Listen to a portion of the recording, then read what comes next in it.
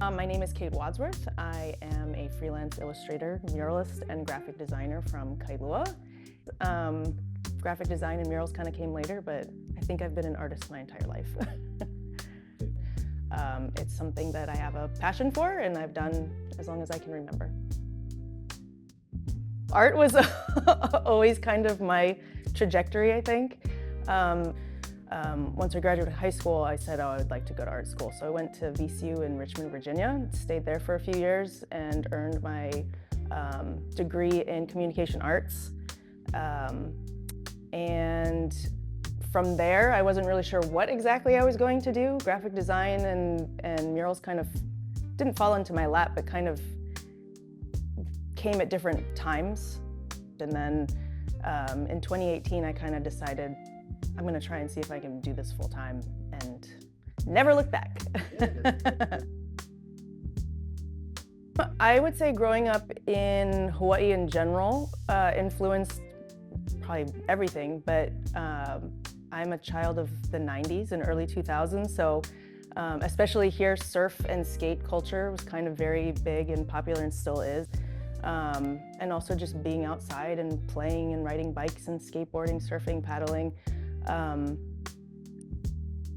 Those kind of outdoor activities I think have always just found a way into my artwork because it's being active and being outside. Murals kind of came later after I graduated because I had a friend that got a mural job and said, hey, do you want to help me out? You are an artist. And I said, yeah, of course. So we collaborated on a mural at a local yoga studio, and then kind of the bug bit me, I think. And then when I moved back home, I found out actually that Powwow Hawaii, what used to be called Powwow Hawaii, the mural festival here, it's now Hawaii Walls. So I was super stoked when I found out that it was here. And the year that I moved back, I went and volunteered, and I was just like, yes, this is my community here. These are all the people that I need to know. I love all of these folks. And they have been the biggest support system, I think, kind of jumping into the art scene here. And that's kind of where my mural career really took off, I think, was having worked with those guys. I would say that I'm an illustrator first and foremost. And then the murals are just big, huge illustrations. The Vans Triple Crown of Surfing poster was shortly after I decided to do freelance like full time, and I was like, how the heck am I gonna get clients? You know, try and network, but wasn't advertising in any kind of traditional way. It was just kind of word of mouth. And I thought, yeah, Triple Crown, that'll be, you know, a bucket list thing for like way down the road, maybe one day. And then I got an email and I thought it was like spam. And they're like, hey, we'd like you to do this. I was like, how do you even know who I am? And they had came across the, at the time, Powwow Hawaii website, and they found different artists on there. Do you want to do it? I was like, yeah, obviously. And so there's been a couple of other times where I have to pinch myself. This is actually like a real big client, real job. So every once in a while that happens. But I have to give credit to Powwow, because Powwow and Hawaii Walls, because they support so many local artists. And so it's been a really nice networking community that everybody can kind of share tips and tricks or pass along jobs or info.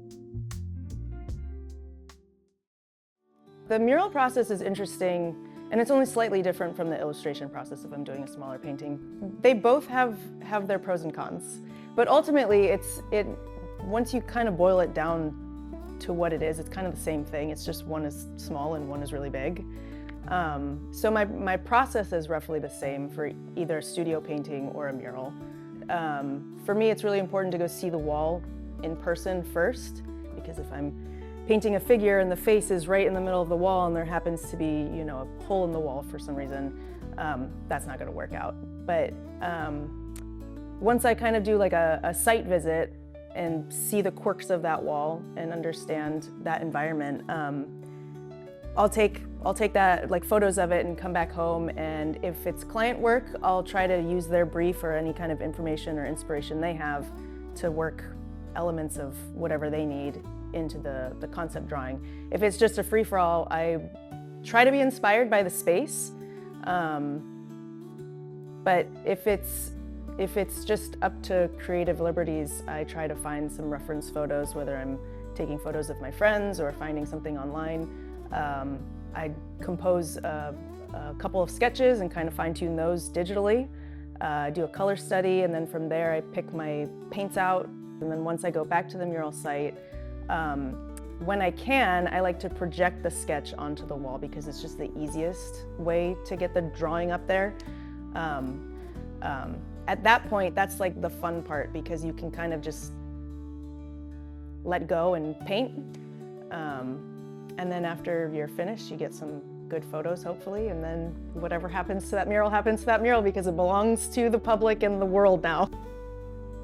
It's an interesting exercise kind of in letting go. You never really know what's going to happen to it. So before you design and paint your mural, go in thinking, you know, this might not last forever. Because if it is in a public space or on a really big building, like, you know, I had a car back into one of my murals before, and luckily it was in a space where it was easy to clean up. But things happen, you know, that building might catch on fire or it might get demoed. I never like set out to be like, this painting is going to be happy. I think that comes naturally, but I think for my personal work, I guess using friends and family just automatically makes me happy just because I know them and it's like a comfort zone maybe. But I think I'm also just naturally drawn to like bright, saturated, happy, warm colors too. Maybe I'm kind of world building and creating spaces that I'd like to be in or you know, reminiscing on a time where life was easier or felt easier maybe, I don't know. There's a lot of times where I'm sitting at my desk looking at the sun outside, wishing I was at the beach or wishing I was on a bike or at the, you know, swimming or whatever. So I think also maybe on kind of that escapism thought. Everybody is usually very much stuck inside these days. So it feels maybe more encouraging to paint things that are outdoors. One, because we live in Hawaii, and I mean, it's everywhere, and the influence is like undeniable, but just being outside is better than being inside. So I think I just illustrate places that I'd rather be. The difference between the working in a studio or in a gallery versus working on a mural is when you're doing a large scale or small scale painting in a gallery setting, you know that people are going to look at it really close. So you kind of, you know, want to put your best foot forward and not have anything sticking out that might be distracting. But when you're doing a mural, you kind of have to keep in mind that most folks, you know, if it's a giant wall, if they're standing at the base of it and looking up at it, they're not going to be as close as you are when you're working on it. So it's really important to take a step back if you can and go, okay, maybe, you know, blending out that brush stroke isn't really necessary because from across the street, nobody's going to notice that. The other thing is when you're painting murals, like if you're in an outdoor setting and the sun is beating down on you or it rains, you know, time is kind of the essence, because if you have to rent equipment or if you're on somebody else's property, you kind of want to do things as quickly as you can. But with a studio painting, you can take as long as you want and you can, you know, go through every single detail back and forth and take as long as you need to. So there's also, when you're doing murals too, you have to kind of think about the environment that it's in. Because it lives in the real world, if somebody comes and tags it, or if a car runs into it, or, you know, some kind of natural disaster happens and it damages a portion of the wall, if you have to come back and fix it, you kind of, you know, have to think about the future of it for as long as you can. I don't know, it's satisfying doing both studio painting and murals, because even though I said they're ultimately kind of the same thing, they do have very different modes of application, I guess. But in the studio, it's more comfortable just because you can do things, you know, in your own time and space. With a mural, you might be in a scissor lift and you can't really, if you really wanted to step back, you have to go down the scissor lift and then walk across the street to make sure you know, have that thing in perspective. But then when you're done with a mural, you can say, oh my gosh, I painted the side of that building. What a monumental thing. And the cool thing about murals too is that if you complete one, if it lasts long, it kind of becomes like a landmark of that area, hopefully, if people like it. And it becomes part of the community and people kind of take ownership over it. And hopefully a lot of those folks that are in that neighborhood have watched it come to life.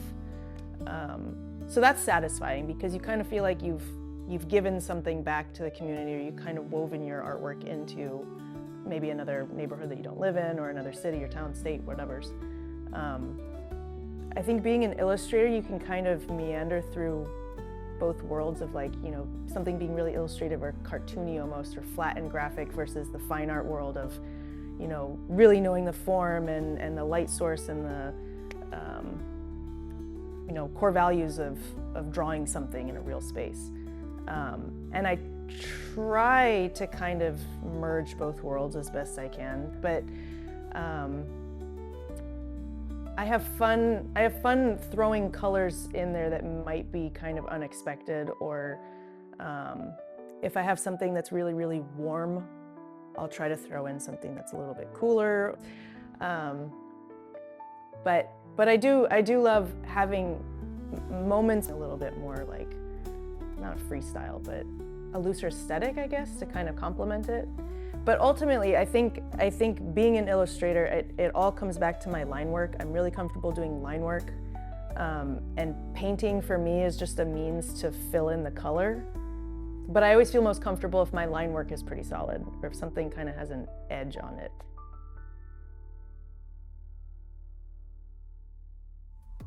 I think there's a lot of excitement in the brainstorming process and like the sketch process, because there's so much potential.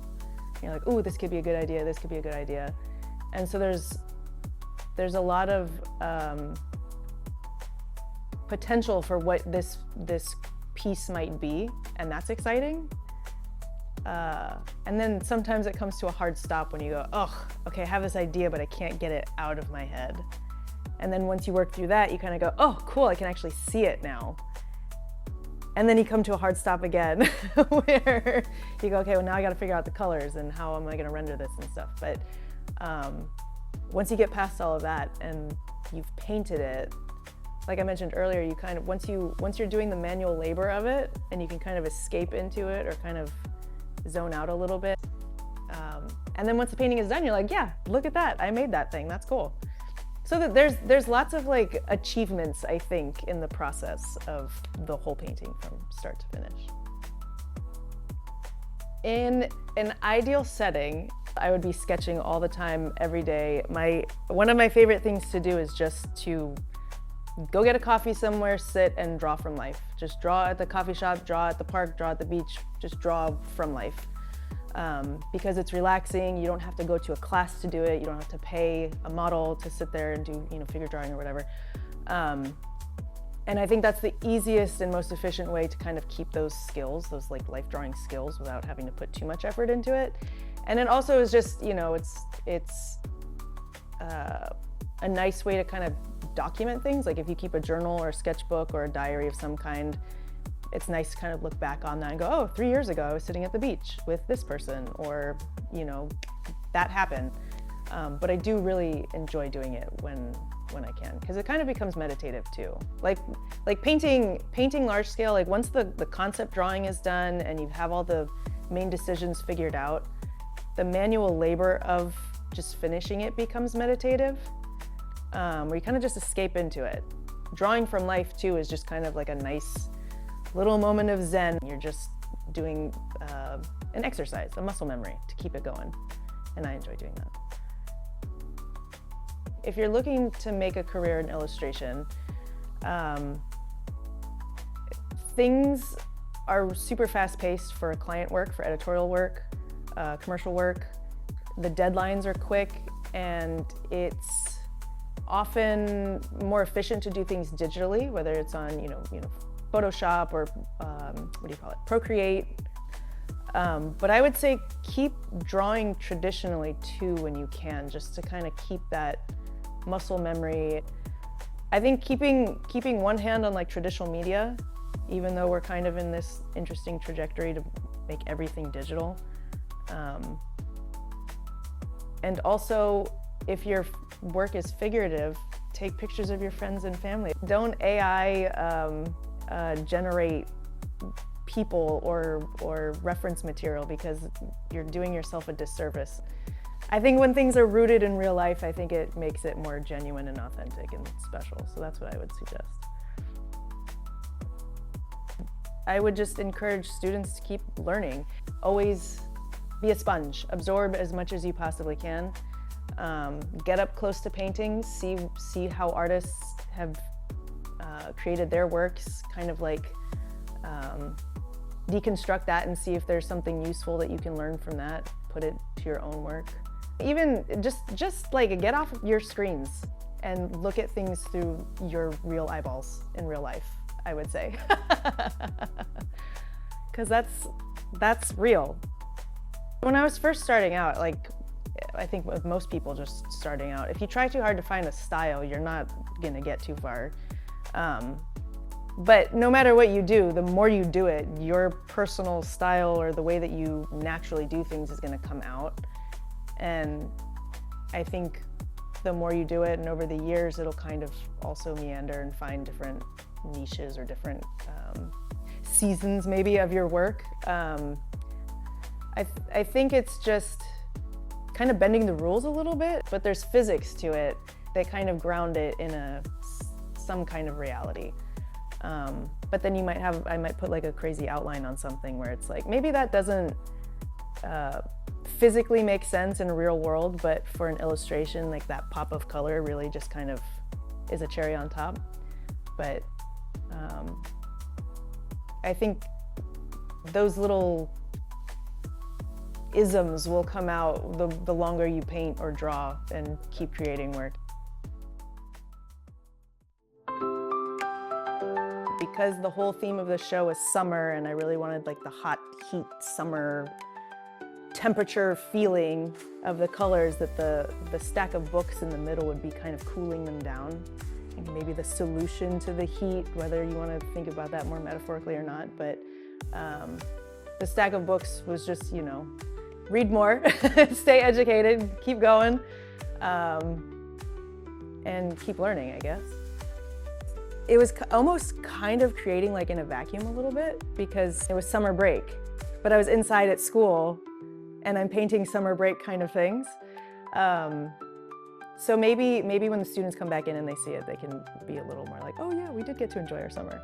But I also chose to paint the girls reading, because it seemed kind of maybe a little bit too of an obvious subject matter or theme to be reading in a school setting.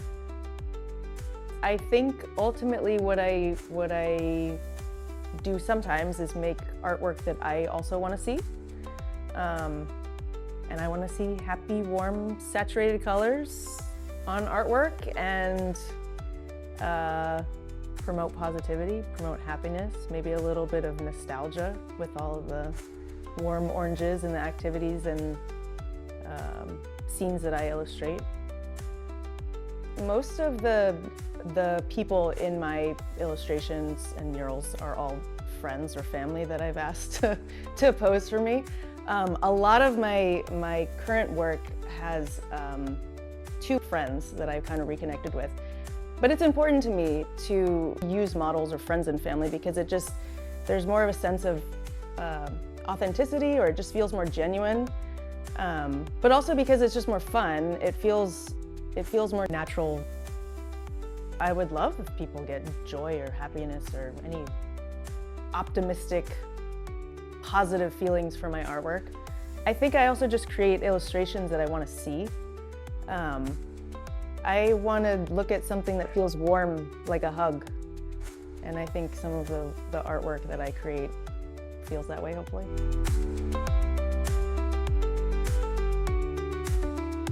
My name is Kate Wadsworth, and this is My Monumental Summer.